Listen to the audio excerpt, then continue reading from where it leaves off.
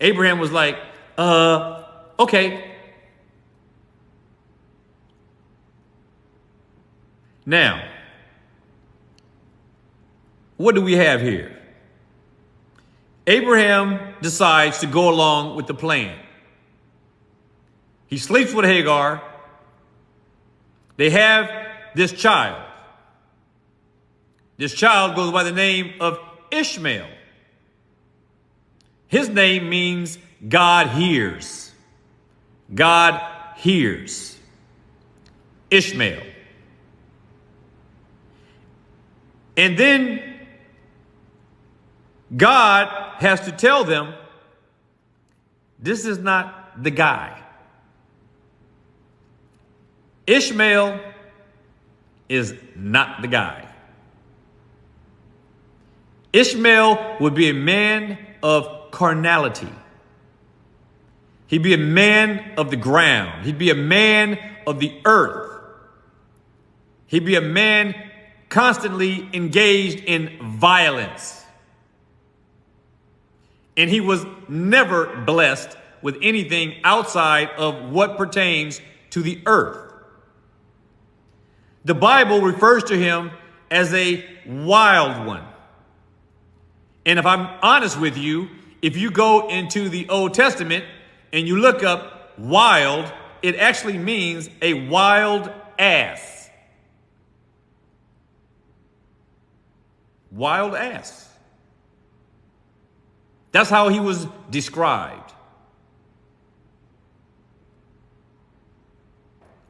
Somebody says, I'm lying.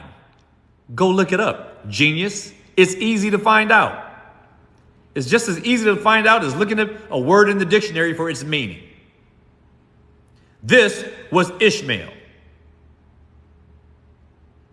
And it wouldn't be until 14 years later when the child of promise would be born, and he would be Isaac. And from the time that Isaac was born until he was weaned, we are told,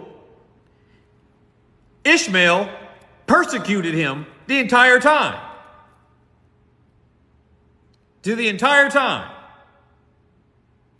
And soon after that, if you know the story, Sarah becomes jealous of Hagar being around and decides she wants to get rid of Hagar.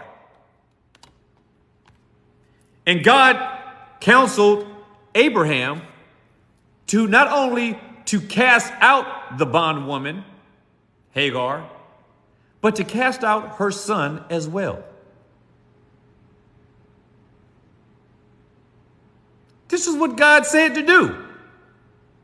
Cast out the bondwoman and her son.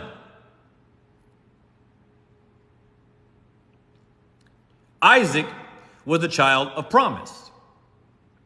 Now I want to back up a little bit and get back to this situation with Sarah's plan to have this child, in effect, to help out God, so to speak.